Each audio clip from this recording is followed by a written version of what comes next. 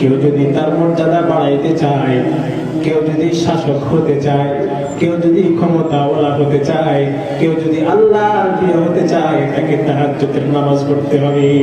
যত নেতা আছে আমি সকল নেতাকে বলবো তাহাজ্জুদের নামাজ পড়ে আল্লাহর সাথে সম্পর্ক করেন। যদি আল্লাহর সাথে সম্পর্ক করতে পারেন আল্লাহ ক্ষমতা দিবেন। ওয়া মিনাল লাইলি ফাতাহাজ্জাদ বিহি নাফিলাতান লাকা আসা আন ইয়াবআসাকা রাব্বুকা মাকামান মাহমুদা।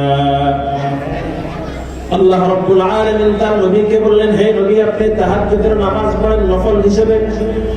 যদি আপনি তাহাজ্জুদের নামাজ পড়েন তাহলে আল্লাহ রাব্বুল আলামিন আপনাকে সম্মানিত স্থান দান করবে। তাহলে এখান থেকে কি বোঝা যায়, তাহাজ্জুদ যদি পড়ি তাহলে সম্মান পাবো। কি পাবো? আপনি যদি তাহাজ্জুদ পড়েন তাহলে আপনাকে আল্লাহ তাআলা ভালোবাসবেন, আর যাকে আল্লাহ রাব্বুল আলামিন ভালোবাসে তাকে পুরা পৃথিবীর সকল কিছুই ভালোবাসে।